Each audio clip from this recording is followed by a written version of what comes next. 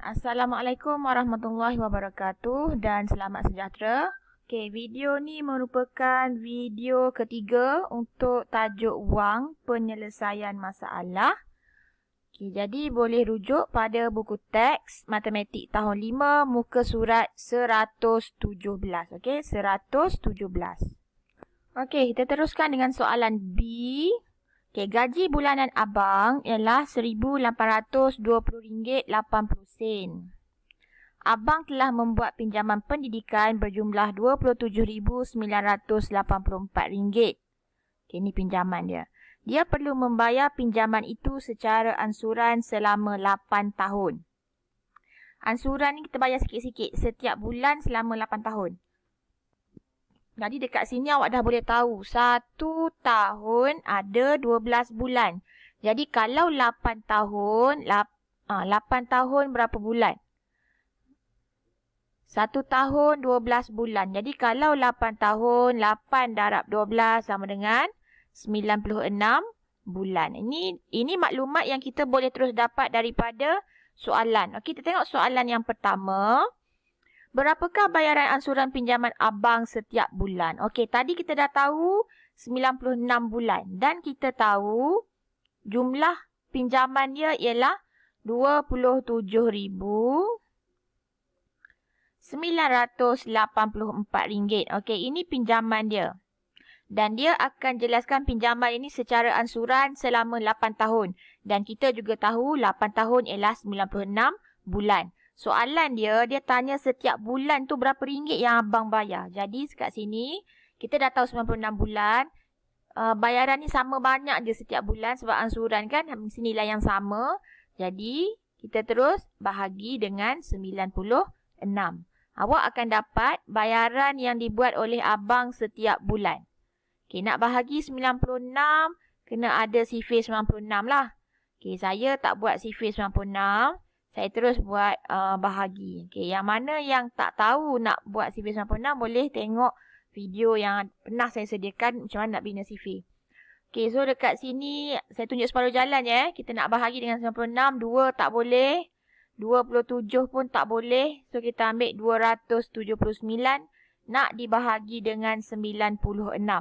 Kalau awak tak buat sifir, awak kena guna kaedah cuba jaya. Katalah awak malas nak buat sifir. Awak kena cubalah. 1 darab 96, 96. 2 darab 96. So awak cuba 2. 2 darab 6, 12. 1 ke atas. 2 darab 9, 18 tambah 1, 19.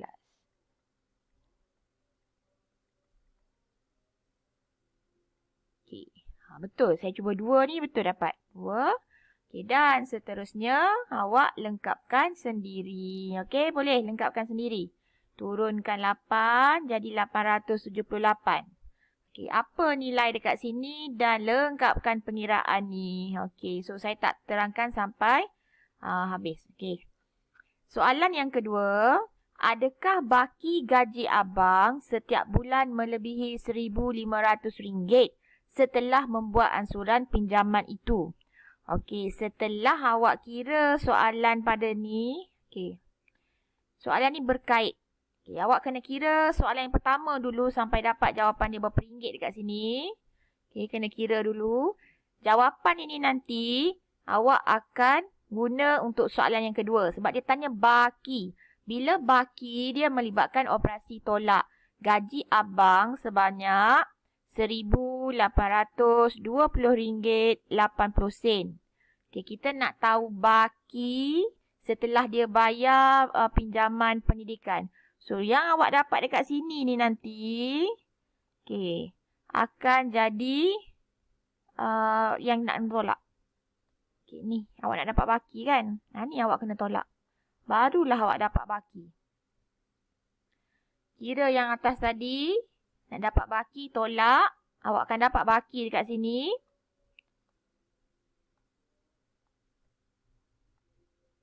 Awak akan dapat baki dekat sini. Berapa ringgit lagi baki duit abang.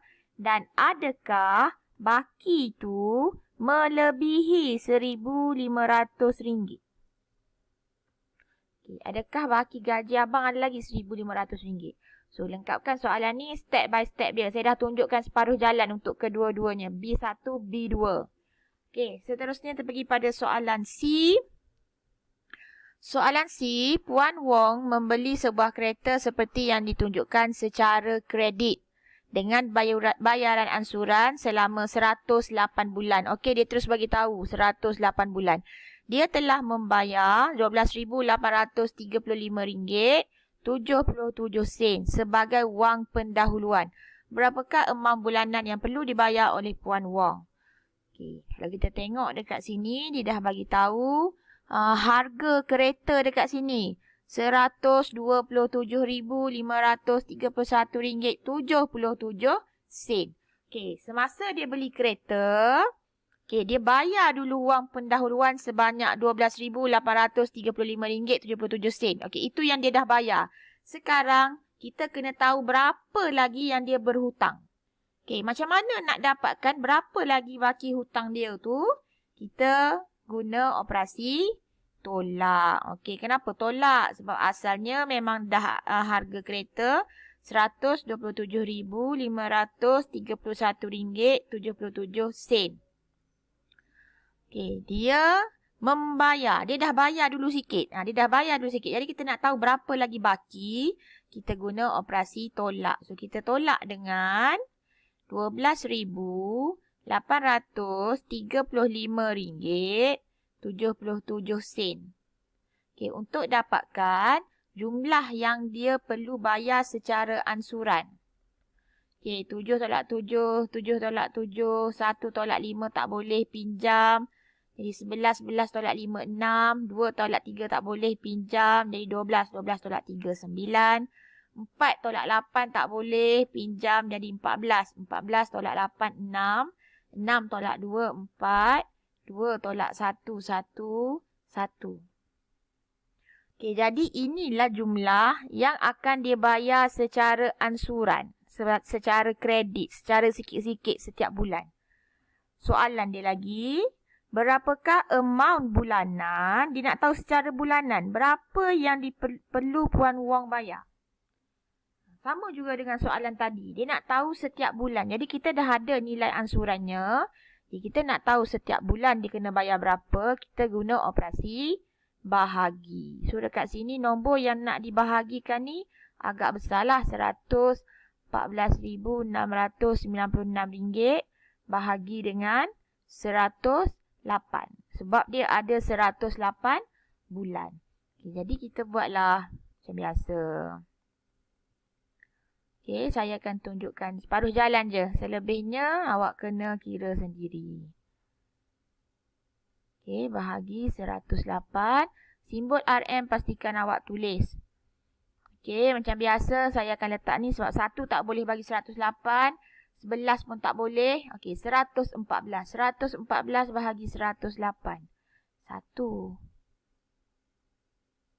14 tolak 8, 6. Okey, lepas tu nak buat apa? Turunkan 6. Adakah 6 boleh bahagi 108? Boleh ke tak boleh? Okey, ini awak dah kena lengkapkan sendiri dan sambung pengiraan ni sampai habis. Okey, ingat satu, bila dia ada unit, dia tak boleh ada baki. So, awak kena teruskan pengiraan, letak titik, tambah sifar. Okey, soalan ni saya tak tahu dia ada baki ke tak. Jadi, lengkapkan pengiraan awak untuk soalan C. Okey, seterusnya kita bergerak ke soalan D. Encik Mesut telah menabung RM250 setiap bulan selama 3 tahun. Okey, yang ni pula, dia cakap dia menabung setiap bulan. Tapi selama 3 tahun. Okey, apa yang kita tahu dekat sini? 1 tahun ada 12 bulan. Jadi kalau 3 tahun, ada 3 darab 12 sama dengan 36 bulan. Okey, dia ingin membeli sebuah motosikal seperti yang ditunjukkan secara tunai untuk anaknya. Adakah Encik Mesut mencukupi? Adakah wang Encik Mesut mencukupi? So, kita nak kira adakah wang dia mencukupi.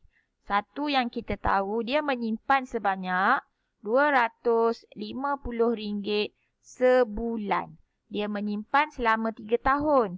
So, kita pun dah kira tadi 3 tahun bersamaan 36 bulan. Jadi, kita nak tahu jumlah wang Encik Mesut, kita darab dengan 36.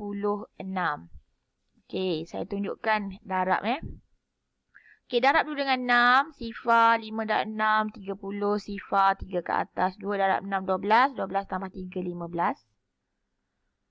Okey, sifar darab 3, sifar 5 darab 3, 15. 2 darab 3, 6. 6 tambah 1, 7. Okey, kita dapatkan berapa jumlah wang Encik Mesut. Dia dah ada berapa duit dalam simpanan dia. Sifar 10, 1, 9. Dan jangan lupa simbol RM. Okey, sekarang soalan dia. Adakah wang Encik Mesut mencukupi? Okey, cukup tak? Dia nak bayar motor ni 9,800. Duit yang dia ada sekarang 9,000. Macam mana kita nak tunjukkan yang wang tu tak cukup? Kita nak guna operasi apa? Okay, kita memang boleh cakap tidak mencukupi, tapi dia macam tergantung sikit. Kita kena buktikan yang memang tak cukup. So, kita ada lagi satu operasi yang kita boleh guna untuk buktikan bahawa wang itu tidak cukup. Ataupun mungkin wang itu ada baki. So, awak kena fikir baik-baik macam mana untuk selesaikan soalan D. Saya dah kira hampir lebih dah separuh jalan. Tinggal sikit je lagi macam mana nak buktikan yang duit ni tak cukup. Okay, so itu saja penerangan saya untuk soalan penyelesaian masalah melibatkan wang. Okay, dan awak kena ingat, sekiranya dia ada unit dan ada operasi bahagi yang ada baki. Bila ada unit, dia takkan ada baki. Awak kena letak titik dan tambah sifar. Okay, biasanya murid dia cuai, bila dah habis, dia tinggalkan je baki dekat situ. Sebenarnya tak boleh. Okay, tak boleh. Letak titik tambah sifar. Teruskan pengiraan. Dan satu lagi, tajuk wang. Dia hanya ada sampai 2 tempat perpuluhan. Okay, so itu saja. Sekian. Terima kasih. Assalamualaikum.